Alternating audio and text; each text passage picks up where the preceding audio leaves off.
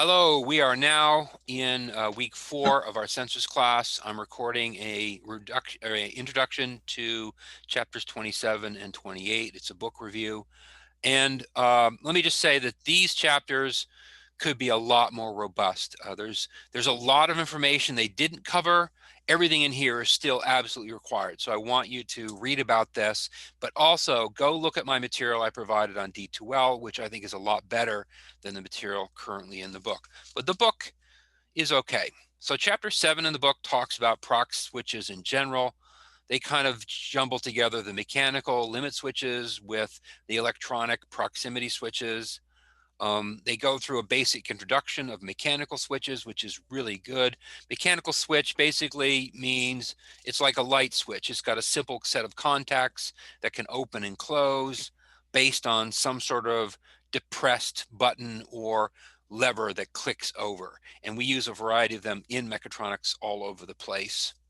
Um, Here on page 272, we see some examples of some mechanical switches that are common across the industry.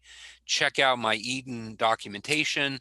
Um, there have a whole bunch of different seals and boots and configurations of pivots and buttons and levers and little switches you can set up. All of them basically open and close a set of contacts. They come in a variety of explosion proof, waterproof, washdown proof, dust proof, and they have the same NEMA ratings. NEMA stands for the organization that rates enclosures as you would for an electrical enclosure. In the middle of page 273, we get into proximity switches, of which there are two basic types. We have a proximity switch which is based on the capacitance side of a circuit. Now, both of these electronic switches use the same circuit. It's an oscillating circuit that involves a capacitor and inductor. The capacitive proximity switches oscillate differently when anything moves into the capacitance field of this device. So anything enters in close to the end of the capacitive proximity sensor, it changes the oscillation, and the electronics say, all right, I'm going to turn on and send a signal to your PLC. The inductive one is identical, except instead of using the capacitor side of your oscillation circuit, it uses the inductor, which is like a little magnetic coil. And any kind of magnetic sensitive device, like any piece of steel or copper, if that enters into the inductance area, it changes the inductance, therefore it changes the oscillation, and that turns it on. So both of these have output circuits that need to send to a PLC, and both of them can be wired in a variety of ways. So here on page 27.3, we see a lot of standard wiring. Some sensors use 2 wires. We talked about this in class. And you basically can send the power over 1 wire and use the other wire to both create the whole loop for energy, plus give you a load.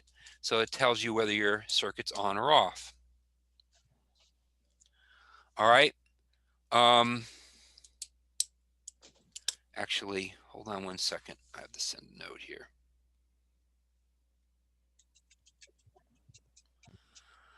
All right, so here we're going to go into output circuits in a second, and here also in this area we have ultrasonic proximity sensors, which use an ultrasonic sound.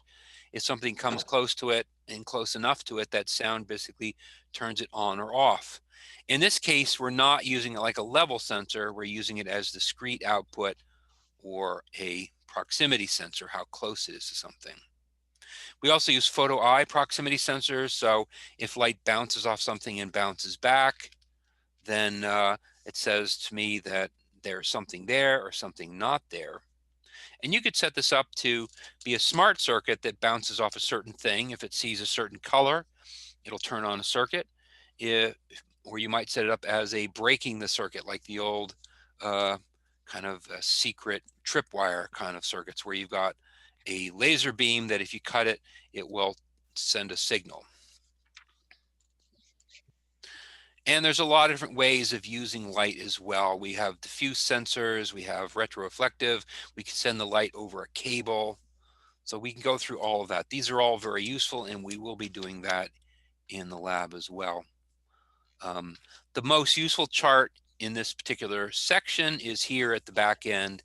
It takes you through a photoelectric operating states for various different kinds of sensors. And we're going to run into several of these in the classroom.